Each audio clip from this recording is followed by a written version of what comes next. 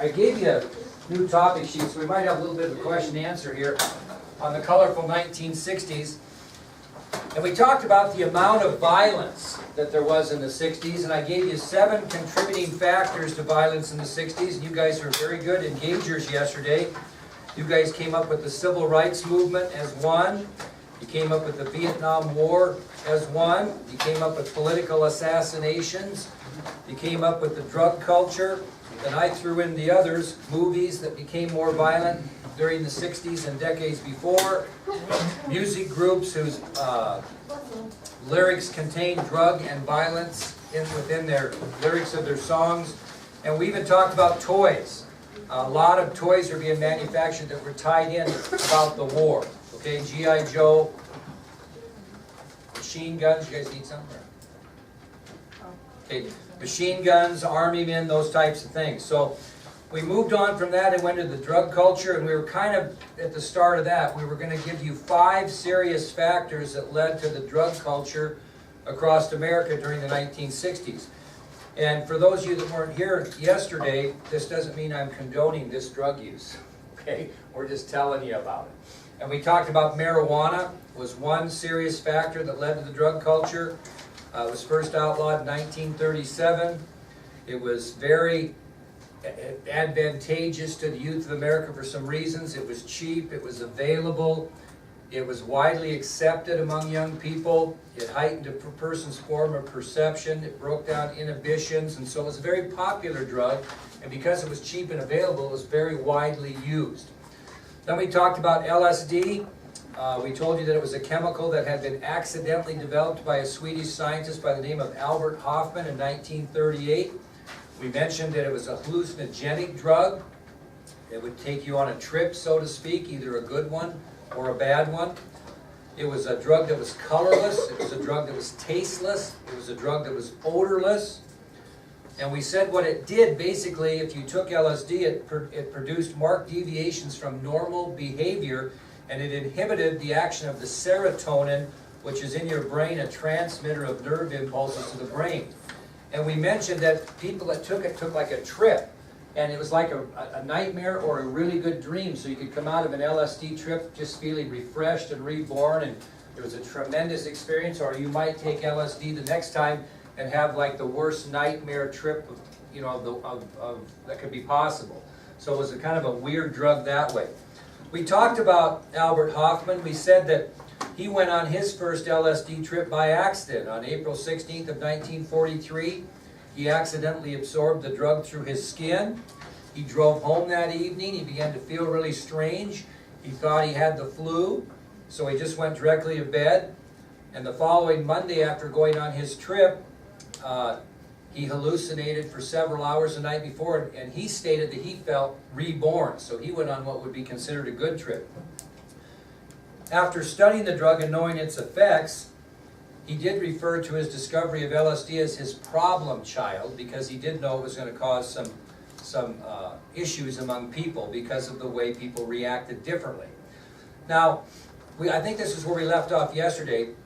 LSD normally acted within 30 to 60 minutes of taking it. So if a person took LSD, and again, we mentioned yesterday that the most common way to take LSD was it was really like a liquid, a clear liquid, and they took an eyedropper and put drops of it on sugar cubes and took it that way.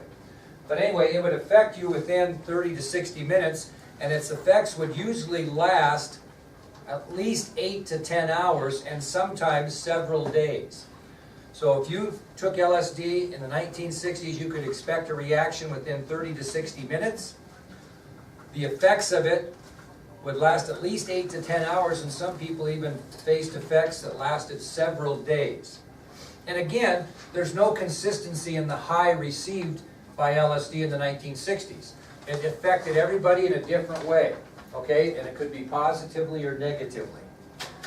Now, here are 5 symptoms that LSD use would usually give the person that took it. These are 5, and they can be 5 different things, but this is some of the things that happened to people that took LSD in the 60s. A lot of them would have tremendous mood shifts.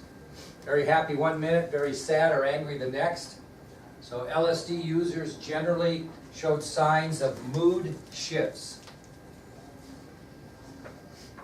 Another symptom of use of LSD was time and space distortions. Time and space distortions. What's that mean, Mary? Time and space distortions. They didn't have any sense of time. No sense of time. They wouldn't know what time it was. They wouldn't know how far it was from Alex to me. I mean, your vision would be off. You wouldn't be able to judge distances very well. Might not know what time it is. Okay. Another symptom of LSD was impulse behavior. Impulse behavior. Don't do LSD and Amazon Prime at the same time. Right? I mean, that's dangerous, that Amazon Prime. My God. All you have to do is click. You don't even have to have impulse. Boom, boom. Impulse buy. I've never seen anything like it. So, anyway, impulse behavior. Where people would do things impulsively that they might not do otherwise. Okay? They wouldn't think things through. Alright? They wouldn't think things through. They'd be very impulsive. Okay? Another thing that happened with LSD users is they got really paranoid. They were suspicious of the intentions and motives of those around them. Got kind of paranoid. They didn't know really what the intentions were or the motives of people around them. They weren't very trustworthy of people if they got on the wrong side of this LSD high. Okay? They became very, very suspicious of the intentions and motives of others. Became more or less paranoid. And what's probably another thing that could happen to somebody on an LSD trip that wouldn't be positive? What type of behavior? Violent or aggressive. Yeah, violent or aggressive behavior. So, LSD users in the 60s had mood shifts, time and space distortions, impulse behavior, increased suspicion of the intention and motives of people around them, such as paranoia, and possibly aggressive behavior. Anybody know where LSD was first introduced in the United States? What it was part of? An organization? You ever watched Jack Bauer and 24? Who first used LSD in the United States for other than maybe a high? What group? Like the FBI? Close. To use it to like gain information? Close. Not FBI. CIA. Okay, very good. So the LSD was first introduced in the United States as part of a CIA program. It was basically used as a truth serum. Truth serum. And it was given to, quote, enemies of the state to try to get information. So LSD first came into the United States as part of a CIA program. They used the drug as a truth serum. They would give them the drug and then try to get the truth out of them. I'm not sure really if it worked that well or not. They were even more paranoid. Yeah, I don't know. And they did give it to enemies of the state. Now, we talked about what event was a protest to the banishment of LSD. Summer of Love? Or the Love Pageant Rally, right? Well, the drug actually became illegal in 1965 as a result of this law, the Drug Abuse Control Amendment of 1965, which is on your ID sheet, I believe. Or maybe it is not, is it? Yeah. Okay? So, the reason I can't find it on yours is it's the wrong ID sheet, so you got me mixed up. So, the drug was first deemed illegal as a result of the Drug Abuse Control Amendment of 1965.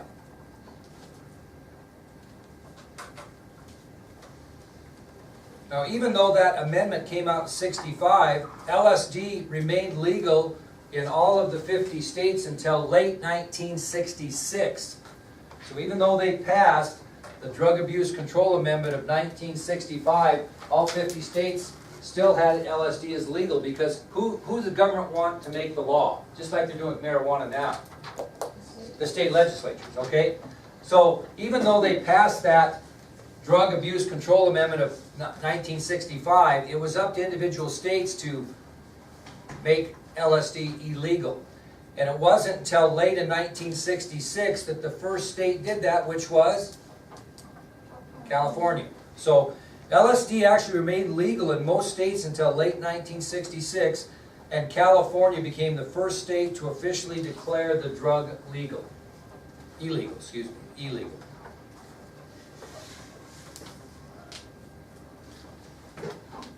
Now, there were a lot of advocates for LSD, a lot of them. And we're going to tell you several. The first, what we would call pioneer in the LSD movement, was Augustus Owsley. Augustus Owsley was a man who pioneered his support towards the use of LSD. So he's considered a pioneer in the LSD movement, Augustus Owsley. And he was a chemist based in California, and he manufactured millions of doses of LSD. He was an advocate of it. He wanted to get these doses of LSD out to other people so they would become advocates of LSD to try to get this law in California lifted. Okay? So Augustus Owsley was a chemist, California-based chemist. He manufactured several million doses of LSD, and he tried to supply this LSD to other people to try to get them to be advocates for the drug as well, okay, and in support of it. Kind of like you're getting advocates that are trying to legalize marijuana in every state right now, okay? Well, some key figures who received LSD and went on LSD trips as a virtue of Augustus Owsley, who later became LSD advocates, were a novelist by the name of Ken Kesey and a psychologist from Harvard by the name of Timothy Leary. Okay, two important people that Augustus Owsley supplied LSD to, got them on their first trips and made them advocates for the drug, were novelist Ken Kesey and Harvard psychologist Timothy Leary. Now here's a picture of Ken Kesey. This is a very rare autograph here. And he became an incredibly big supporter of LSD use during the 1960s. Now, Owsley also was the personal supplier of LSD to the rock band the Grateful Dead.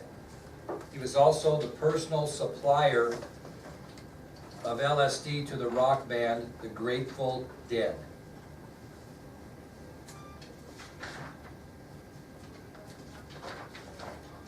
Now, the final thing I'll tell you about LSD was something called electric Kool-Aid, very popular in the 1960s. Anybody want to know what that was a mixture of? Kool-Aid and LSD. And so it became a very popular beverage for the young generation in the 60s. Obviously, it was a mixture of Kool-Aid and LSD, and it was known in drug culture history as electric Kool-Aid. Okay, so we've talked about marijuana being one of the 5 serious factors that led to the drug culture across America. We've talked about LSD as one. Another one were motorcycle gangs. Motorcycle gangs were a huge factor leading to the drug culture. Motorcycle gangs.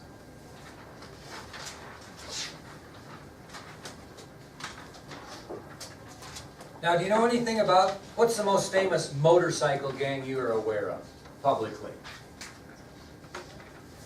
Come on. What? Hell's Angels, okay? Who's heard of the Hell's Angels? Okay, they go through Cody just about every year, and they have to beef up police. It's a motorcycle gang. Now, I'm going to give you, there's all kinds of motorcycle gangs. Go to Sturgis sometime in August and see what you can see there. You got the Banditos, the Hell's Angels, you got every knockoff motorcycle group you can. But the most famous were the Hell's Angels. Now, does anybody know much about the formation of the Hell's Angels or the formation of motorcycle groups in general? Do you know where motorcycle groups started? Anybody know? After World War II, when they had a big excess of motorcycles that they used in the war. And they brought those back, and people began to get interested in motorcycles, and they put together not gangs, but groups of people that toured together, okay? So it's not much different. I've been to Sturgis several times. You get a group of your buddies together, a group, and you take a ride from wherever to wherever to get to Sturgis, have a good time for a few days in Sturgis, come home. That's a motorcycle group. Well, these motorcycle groups, after World War II, began to spring up all over the country. People got into that, okay? Well, pretty soon there were some motorcycle groups that weren't as nice as others. Okay, they weren't going for the pleasure. They were going to do things that weren't positive. And that specific bunch that got the worst reputation in the country became known as the one percenters. One percenters. You could put an ER after that if you wanted, but one percenters. You know what they had on their coats, their colors? They had a patch that said what? 1%, which labeled them as a motorcycle group that was not real positive. They were badasses. One percenters. Well, these one percenters got together and they formed their own motorcycle group called the Pissed Off Bastards. I'm not making this up. They called themselves the Pissed Off Bastards, which eventually evolutionized into what, Jacob? The Hells Angels. So the Hells Angels came from a group of motorcycle riders who were doing bad things. And the reason they were called the one percenters, I should have said that, is because when other groups began to get crap because motorcycle groups are bad, because they're doing all these bad things, many of them said, well, it's about 1% of the total population of motorcycle groups, and then you're blaming all of us. Well, they took pride in that, so they began to call themselves the one percenters. Then got a little bit more organized, and they became the Pissed Off Bastards. And then they got a little bit more organized, and they became the Hells Angels. And Hells Angels chapters sprung up all across the nation, and they now even have them in foreign countries. It's a big deal. Head of them, Sonny Barger. Okay, Sonny Barger is the head. I'm just going to tell you a story. Sonny Barger is the head of the Hells Angels. I'll write that down here. And this is just kind of awkward. You can look him up if you'd like. Okay, he's the man that organized the Hells Angels all the way back from the one percenters to the Pissed Off Bastards to the Hells Angels. He's got to be close to 80 now. Back in, oh boy, 2000, my oldest son graduated in 2000. I had a kid named Brent Waller, who was a little bit rough around the edges, to say the least. And we had a report due, and he wanted to do a report on the Hells Angels, after I showed the kids a video on the History Channel on the Hells Angels. So Sonny Barger was shown, etc. And Sonny Barger lives in Cave Creek, Arizona. And so that was a little different back in 2000. So Brent was real interested in this, didn't have a lot of information. So we looked up Sonny Barger in Cave Creek, Arizona. And he actually had a phone number. And we got on the phone and called him, and he actually answered the phone. And we told him about this project that this boy wanted to do, and he actually interviewed Sonny, I still have the tapes in my office, interviewed Sonny Barger on the phone about the Hells Angels and wrote his report on that. Okay? And I mean, he's just about as normal a guy as possible on the phone. I mean, he was very helpful, he was very surprised we would ask him to do that, and Waller wrote a hell of a paper. Might have been the only paper he ever wrote that was worth anything. But anyway, it was good paper. So, my wife and I and two friends of ours go to Sturgis in 2006. And when you go to Sturgis, there's all kinds of things going on. And the Hells Angels go there and they sell memorabilia, such as patches and stickers. And that's what they sell up front. In the back, I think it gets to be a little more Western, okay? So anyway, the Hells Angels have rented this area, this little room, this store, and they're selling these patches. So my buddy and I, our wives are absolutely terrified. So my buddy and I walk in there and look at these patches. And anyway, when our wives came in, I said, it's weird because there was these guys up front, and I said, hey, is Sonny Barger here today? And he says, yeah, what's it to you? I mean, whatever. I said, well, I'm just curious. And I told him this kind of the story. I says, hey, I'm a history teacher from Montana. And, you know, he helped one of my kids write a paper. I was wondering if I could go back and meet him in person. And my wife is about to divorce me over this. I'm not kidding you. He says, well, I'll check. So he goes all the way back to the end of the hallway, and he comes back and he said, he'll see you. And I said, well, what about, yeah, he'll see you all. They walked us back to the back of that room like they were protecting the President of the United States. I'm not kidding you. And I got back there, I'll bring a picture for Tuesday, because I had a picture taken with him. There was a guy from Time Life in there too, it's kind of interesting. But our wives are just shaking in their boots, I'm telling you. And he went back and talked to us for probably 30 minutes. He was the nicest guy you could imagine, but he's a murderer and sells drugs. But I mean, he was as nice as can be. Signed a book for me. He wrote a book called Hell's Angel. You can look it up if you want. Signed it for me. To Randy, thanks for everything you do. Okay, Sonny Barger. I'll have to bring it and show you. But anyway, the Hells Angels is an interesting group because they are a brotherhood. I mean, it is, I wouldn't say almost like a cult, but when you're in the Hells Angels, you're in for life. That's the deal. And they often conflict with other groups. I've but been in the area of shootouts between the Banditos and the Hells Angels in Sturgis when we were at Deadwood one time. You could hear shots fired. But just some of those things happen. If you Google Sonny Barger, the Hells Angels, you can see all kinds of information about it. But anyway, the point being is these motorcycle gangs came in the 60s and they sold drugs big time. And they sold a lot of drugs at the time to people who lived in Haight-Ashbury. That was a big area that they went in and sold drugs, was Haight-Ashbury. But motorcycle gangs such as the Hells Angels were one of 5 serious factors that led to the drug culture across America, along with marijuana and LSD. Okay, we'll move on to another factor. And the 4th factor is Timothy Leary. Timothy Leary. Who was Timothy Leary? One of the guys that Augustus Owsley got turned on to LSD and became an advocate, right? Okay, Timothy Leary. Tell you a little bit about him. Interesting guy. Now, of all the public figures in the 1960s that promoted the use of LSD, Timothy Leary was #1. He was the most known advocate for LSD in the decade, without question. And he wasn't some scumball. I'll tell you a little bit about him. He was born in Massachusetts in 1920. He attended West Point Military Academy and served in the Army during World War II as an officer. So he's no slug here. Very bright man. Okay, born in 1920. He eventually attended West Point Military Academy, graduating there. He served as an officer during World War II.